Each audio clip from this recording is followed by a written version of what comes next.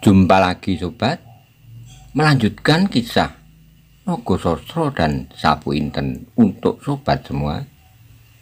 Selamat menikmati, salam sejahtera dan bahagia untuk Anda sekeluarga.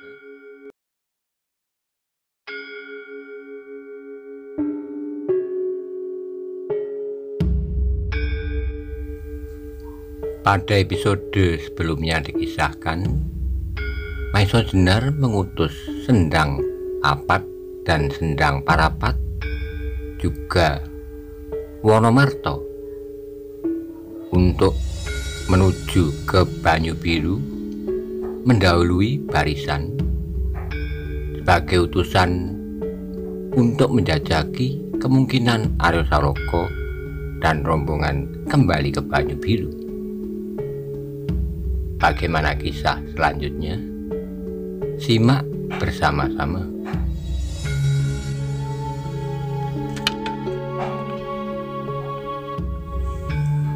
Tiba-tiba dari antara para pimpinan laskar Banyu Biru itu terdengar sebuah pertanyaan yang menggambarkan betapa kesal hati mereka. "Tuan, kalau begitu apakah artinya kita berarak-arak kemari?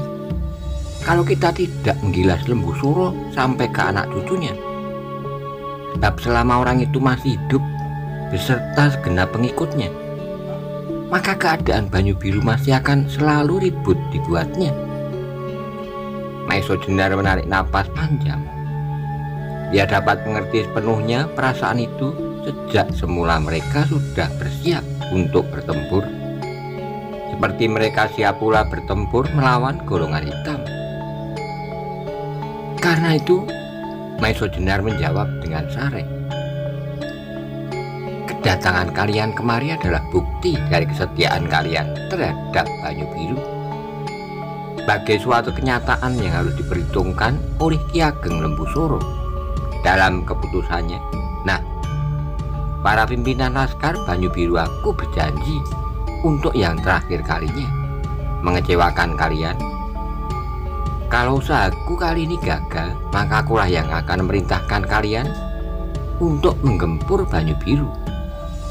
Dan akulah yang akan berdiri di barisan paling depan bersama-sama dengan Aryo Saloka. Sebab Aryo Saloka lah yang berwenang atas tanah perdikan Banyu Biru, mengemban kewajiban memegang pimpinan. Kecuali adalah putra Ki Ageng Gajah Suro, suatu kenyataan yang tak dapat disangkal bahwa Aryo Saloka lah yang menerima tombak Kiai Banyak sebagai lambang pemerintahan Banyu Biru. Meskipun keterangan Maiso Jenar itu belum memuaskan mereka, namun para pimpinan laskar Banyu Biru mencoba untuk mengertinya. Tapi mereka sadar bahwa untuk beberapa saat mereka akan melampaui masa-masa yang menjemukan. Menunggu dan menunggu, sedangkan menunggu bagi seorang prajurit yang sudah bersiap tempur adalah pekerjaan yang paling tidak menyenangkan. Namun mereka adalah laskar yang mempunyai ikatan yang kuat, sehingga setiap perintah akan dilaksanakan dengan baik. Demikian juga perintah untuk menunggu itu pun akan mereka laksanakan juga. Ketika mereka sudah cukup beristirahat, kembali laskar Banyu Biru melanjutkan perjalanannya. Mereka mengharap untuk sampai ke perbatasan perjalanannya. Mereka mengharap untuk sampai perbatasan menjelang senja. Di sanalah mereka akan berkemah dan menghabiskan waktu-waktu mereka dengan sebal dan gelisah. Di langit matahari yang menyala-nyala berputar demikian cepatnya. Maka ketika sorotnya yang kemerahan di langit sebelah barat tenggelam di balik bukit-bukit, laskar Banyu Biru itu telah sampai ke tujuannya. Mereka segera menempatkan diri sebaik-baiknya meskipun mereka tidak dalam gelar perang. Namun mereka harus selalu bersiaga kalau laskar Lembu Suro mendahului menyerang mereka. Bagian dari para laskar itu pun segera beristirahat, sebab besok mereka harus membangun perkemahan untuk beberapa hari lamanya. Dalam pada itu Wonomerto, Sendang Papat dan Sendang Parapat telah pula masuki kota Banyu Biru Untuk menjaga keamanan diri, mereka sengaja memilih jalan-jalan yang sepi. Satu dua mereka bertemu juga dengan penduduk yang memandang mereka dengan curiga. Namun karena malam telah gelap, tak seorang pun yang dapat mengenalinya. Karena itu, Wonomerto bersama kawan-kawannya dapat mencapai pusat kota dengan selamat. Di sepanjang jalan mereka sempat berbicara apakah yang sebaiknya mereka lakukan. Mereka pasti tidak akan punya waktu yang cukup untuk menemui seorang demi seorang, memasuki rumah yang satu ke rumah yang lain. Karena itu mereka mencoba untuk bertemu dengan penduduk Banyu Biru dalam jumlah yang besar sekaligus. Dari bantaran mereka pernah mendengar bahwa orang-orang Banyu Biru sekarang mempunyai kebiasaan yang menyedihkan, menyabung ayam, judi, dan tayub di lapangan ujung kota. Maka ketika Wonomerto teringat pada cerita bantaran itu, ia berkata, "Sedang berdua, bukankah sebaiknya kita pergi ke tanah lapang itu?" Kakak beradik itu ragu sejenak, jawab Sendang Papat. "Paman, tidakkah perbuatan itu selalu berbahaya?" Wonomerto tersenyum, jawabnya, "Aku kira tidak, Sendang Papat. Aku kira lebih mudah berbicara dengan orang banyak daripada berbicara dengan mereka satu demi satu. Apabila kita dapat menempatkan diri kita, tetapi kalau kita gagal, bahayanya menjadi lebih besar. Nah, biarlah kita mencoba mengairikan yang besar sekaligus, meskipun umpannya pun harus besar." "Baiklah Paman," jawab Sendang Papat. Meskipun dengan demikian mereka harus bersiap menghadapi bahaya.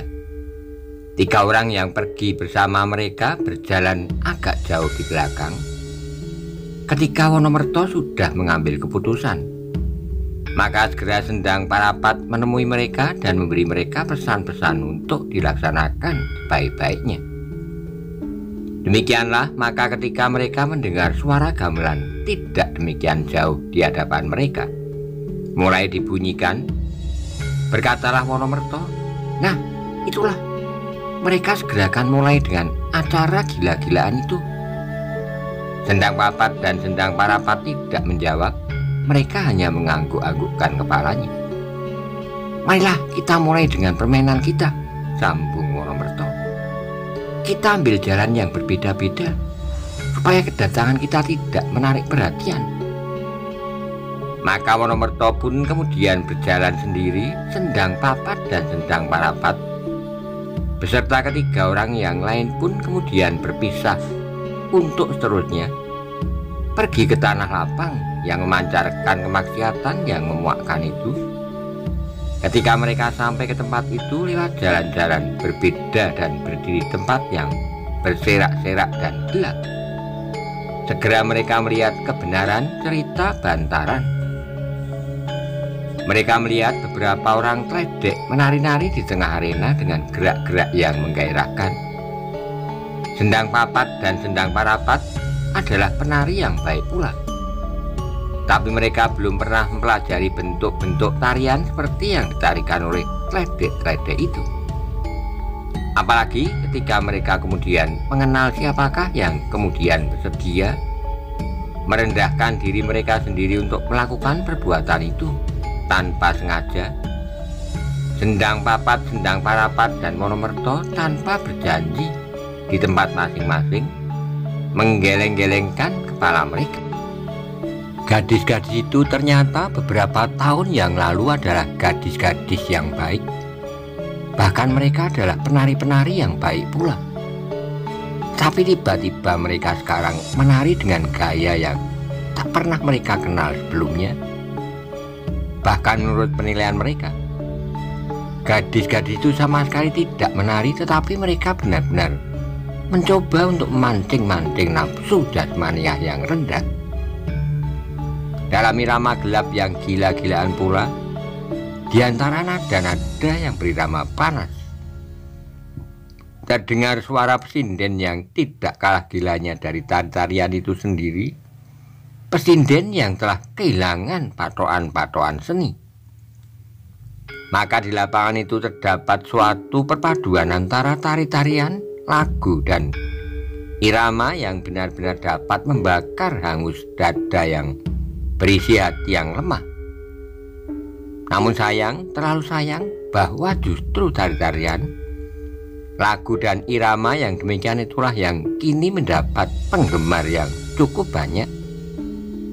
Sendang Papat, Sendang Parapat, dan Wonomerto melihat betapa pemuda-pemuda sebaya dengan kakak beradik sendang itu, bahkan diantaranya masih sangat muda, mereka telah benar-benar tenggelam dalam lagu-lagu yang sama sekali telah kehilangan bentuknya sebagai lagu.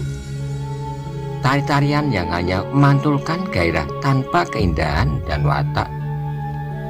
Apalagi harus dipanaskan dengan suasana yang benar-benar telah berubah seperti panasnya api neraka, telah menelan seluruh tanah lapang itu ke dalam suasana yang mengerikan. Ketika Wonomerto dengan beberapa orangnya masih saja berdiri di dalam bayang-bayang yang gelap, mereka dalam waktu yang tidak terlalu lama telah menyaksikan 2 kali perkelahian di antara para penonton. Perkelahian orang-orang yang mabuk tua, dibelai oleh suara tertawa berapa orang perempuan dengan gembira sekali menyaksikan perkelahian itu. Namun di samping itu, Wonomerto dan kawan-kawannya masih juga melihat beberapa orang laki-laki yang hanya berjongkok saja menonton suasana itu dari kejauhan. Dari wajah mereka, Wonomerto menangkap beberapa kesan yang berbeda-beda. Ada di antara mereka yang kecewa karena kehabisan uang. Ada yang kecewa karena mereka menyaksikan tingkah laku yang seolah-olah kehilangan kesadaran. Ada yang kecewa karena sejak akhir-akhir ini mereka tidak dapat menyaksikan lagi bentuk-bentuk kesenian seperti yang pernah mereka nikmati dahulu. Wonomerto tidak menunggu suasana menjadi bertambah ribut dan gila. Ia ingin menjumpai sesuatu pada orang-orang Banyu Biru. Karena itu ia tidak berlindung di bawah bayang-bayang yang gelap lagi. Dengan sengaja ia berjalan maju di antara orang-orang yang berserak-serak di tanah lapang itu. Dalam hati bergolaklah berbagai macam perasaan, sehingga terasa jantungnya berdebar-debar. Tiba-tiba Wonomerto merasa seperti seorang bekel bayangkari pada masa pemerintahan Baginda Jayanegara yang bernama Gajah Mada. Setelah ia berhasil menyingkirkan Baginda Jayanegara dari pemberontakan yang dipimpin oleh Kuti, kemudian ia kembali ke Majapahit mengabarkan kepada rakyatnya bahwa Baginda telah wafat. Ketika ia mengetahui bahwa rakyat Majapahit dan para pembesar berduka cita atas berita itu, taulah ia bahwa rakyat masih mencintai kepada Baginda Jayanegara. Demikianlah kali ini ia harus berhadapan dengan rakyat Banyu Biru membawa kabar tentang laskar mereka. Mula-mula tak seorang pun memperhatikan kehadirannya, tetapi beberapa saat kemudian seorang demi seorang memandangnya dengan penuh perhatian. Mula-mula mereka ragu apakah benar yang berdiri di antara mereka dengan sikap acuh tak acuh Kiai Wonomerto. Ki Wonomerto pura-pura sama sekali tak merasakan perhatian orang kepadanya. Dengan berdiam diri ia semakin maju melihat pertunjukan di arena. Pertunjukan yang telah menjadi semakin gila dan panas. Dalam pada itu terdengarlah bisik-bisik di antara para penonton. Seorang perlahan-lahan berkata kepada kawan yang berdiri di sebelahnya, "Hei Kakang, bukankah itu Kiai Wonomerto?" Dengan mengedipkan matanya, kawannya itu menjawab, "Kalau aku tidak salah lihat, beliaulah Kiai Wonomerto." Mereka jadi berdiam diri, tetapi karena keinginan mereka untuk mendapatkan kebenaran atas sangkaan itu, mereka berjalan perlahan-lahan mengikutinya. Ternyata bukan hanya kedua orang itu sajalah yang ingin melihat apakah orang itu benar-benar Kiai Wonomerto. Dengan demikian para penonton di tanah lapang itu pun berdesakan maju. Kali ini bukan karena Tledeknya yang semakin membuat tingkah aneh-aneh, tapi karena mereka ingin memandang wajah orang yang mereka sangka Kyai Wonomerto itu dengan lebih seksama lagi. Diam-diam Kyai Wonomerto merasa bahwa sedikit demi sedikit ia telah dapat menarik perhatian. Tinggal kemudian apakah ia dapat melakukan dengan baik. Sekali 2 kali ia menarik napas untuk mengatur perasaannya dan menenangkan debar jantungnya. Ketika ia telah merasa yakin bahwa hatinya tidak akan tergetar lagi, maka perlahan-lahan ia berjalan ke samping pertunjukan itu untuk kemudian menjauhinya. Orang-orang yang mengikutinya masih saja berjalan beriring-iring di belakangnya. Bahkan semakin lama semakin banyak orang-orang yang semula tenggelam dalam lagu dan tariannya sudah semakin bubrah itu kemudian satu demi satu meninggalkan gelanggang, sebab dalam pandangan mereka kehadiran Kyai Wonomerto adalah sesuatu yang aneh dalam suasana yang demikian itu. Para Tledek merasakan suatu keadaan yang berbeda dengan hari-hari yang telah mereka lewati. Mereka kali ini merasa seolah-olah tidak mendapat perhatian dari para pengunjungnya. Malahan satu demi satu mereka meninggalkan arena. Karena itu para Tledek itu berusaha habis-habisan untuk mengikat penggemarnya. Mula-mula mereka memperpanas suasana dengan gerak-gerak yang semakin bergairah. Tapi ketika para penonton masih saja satu demi satu melangkah pergi, Tledek itu benar-benar kehilangan akal.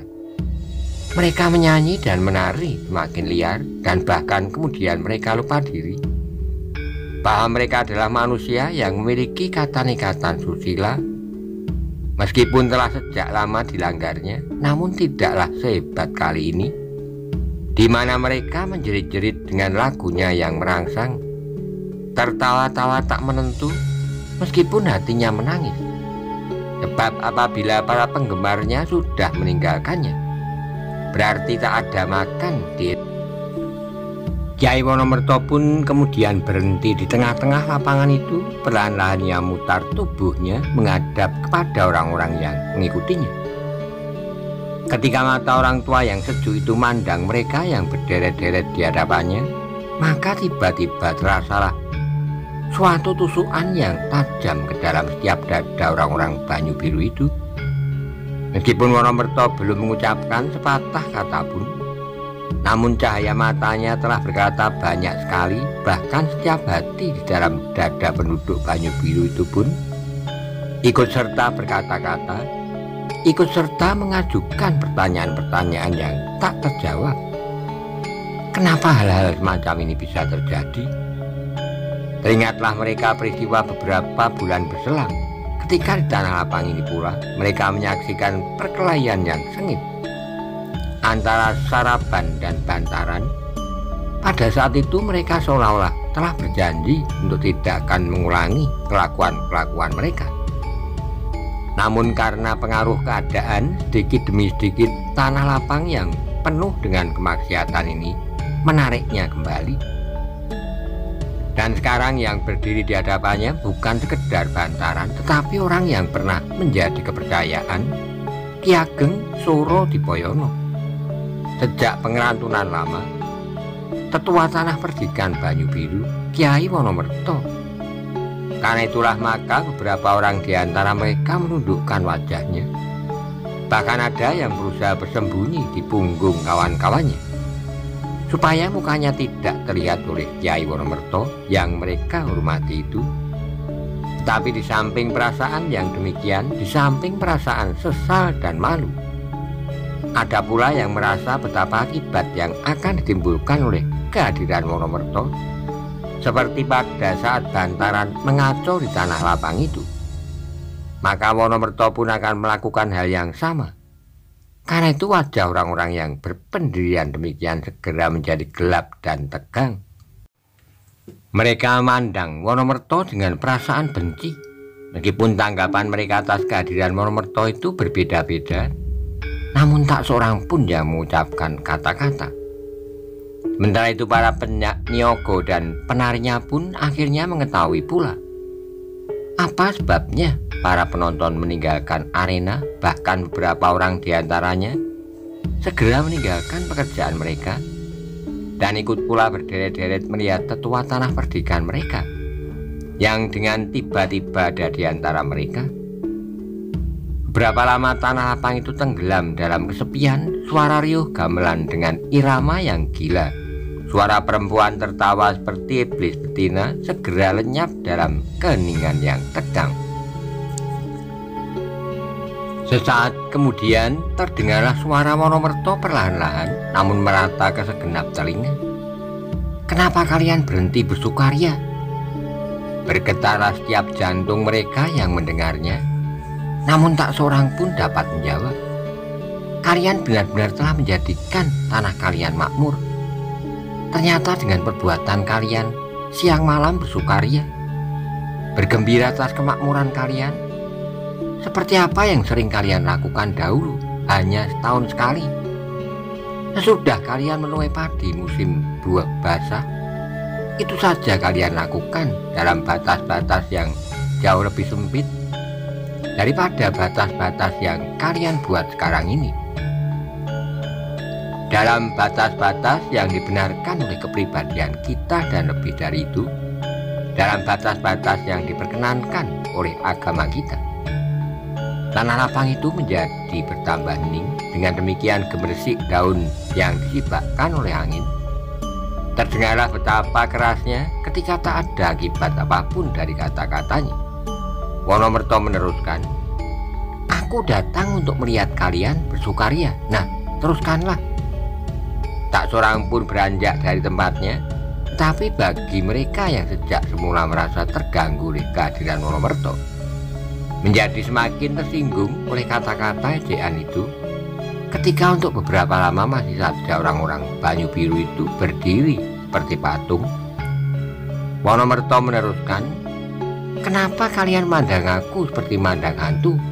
Adakah kalian tidak mengenal aku lagi?" Masih belum terdengar suara dari antara mereka.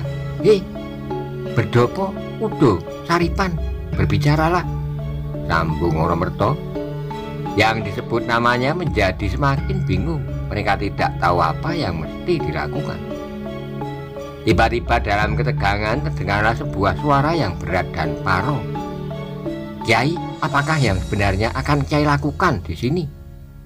Pandangan Wonomerto segera beredar ke arah suara itu. Suara yang keluar dari mulut seorang yang bertubuh jangkung, berkumis pendek seperti lalat yang hinggap di bawah hidungnya, dengan bibir yang tebal dan hidung yang melengkung seperti paruh burung. "Hei, kok itu agaknya Sontani?" tanya Wonomerto. "Ya, akulah," sahut orang jangkung itu. Matanya memancarkan perasaan yang kurang senang atas kehadiran Wonomerto sebagai seorang yang pernah mendapat hadiah pangkat dari Lembu Soro. Ia merasa berkewajiban untuk mengamankan daerahnya. "Ah, hampir aku tak mengenalmu lagi," sambung Wonomerto. "Kok sekarang nampak begitu gagah?" Sontani adalah seorang yang sombong, yang merasa dirinya mempunyai banyak kelebihan daripada orang-orang lain. Karena itulah maka sudah sewajarnya kalau ia diangkat menjadi bahu dan mengepalai padukuhan Remah Abang. Juga terhadap Wonomerto, ia ingin menunjukkan jabatannya sebagai suatu kewajiban. "Kiai, aku berbicara sebagai kepala padukuhan Remah Abang. Karena itu jangan Kiai merajuk seperti anak-anak." Wonomerto terkejut. Remah Abang, daerah pinggiran kota Banyu Biru, semula berada di bawah pimpinan seorang tua yang saleh, Kiai Bakung. Tapi ia sama sekali tidak mengesankan keheranannya. Bahkan dengan tersenyum, Kiai Wonomerto menjawab, "Aku mengucapkan selamat kepadamu, Sontani. Tapi lalu bagaimana dengan Kiai Bakung?" Jawab Sontani sambil mencibirkan bibirnya. Orang tua yang tak tahu diri, seharusnya ia lebih baik mengeram saja di rumahnya. Tak ada yang dapat dilakukan. Wonomerto mengangguk-anggukkan kepalanya, tetapi ia tidak menjawab. Maka terdengarlah kembali suara Sontani. "Nah, Kiai, Aku ulangi pertanyaanku, apakah yang akan kau lakukan di sini? Sekali lagi Wonomerto tertawa jawabnya. Sudah aku katakan, aku ingin melihat kalian bersukaria. Bohong, bentak Sontani. Selangkah ia maju, katanya kemudian. Setelah sekian lamanya kau menghilang. Sekarang tiba-tiba muncul seperti hantu bangkit dari kuburnya. Wonomerto mengerutkan keringnya. Ia kurang senang mendengar kata-kata itu, tapi ia ingin bahwa suasana tidak rusak karenanya.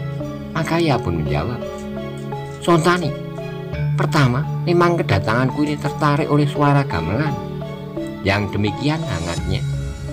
Kedua, aku memang sudah rindu kepada kampung halaman. Aku telah memutuskan untuk pulang dan hidup di antara kalian seperti sedia kala.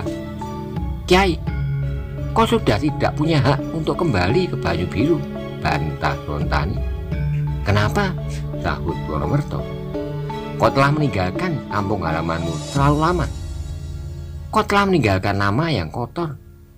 Bahkan sepantasnya kau sekarang ditangkap dan diserahkan kepada Ki Ageng Lembusuro, ancam Sontani. Oh, jawab Wonomerto sambil mengangguk-anggukkan kepalanya. Ketahuilah Sontani, dan ketahuilah anak-anakku rakyat Banyu Biru. Bukan saja aku yang berhasrat untuk kembali pulang kampung halaman, tetapi juga orang-orang lain seperti Bantaran, Penjawi, Sendang Papat dan Sendang Prapat, Wirogo, dan yang lain-lain. Bahkan dengarlah sebaik-baiknya, cucu Daryo Saloko pun akan kembali ke Banyu Biru. Tiba-tiba terdengarlah gumam yang merata di seluruh tanah lapang itu, seperti beribu-ribu lebah sedang terbang berputaran. Mereka menjadi terkejut untuk saat, namun yang kemudian menjadikan mereka bertanya-tanya kepada diri sendiri, kepada orang-orang yang berdiri di sekitarnya. Apakah berita itu benar?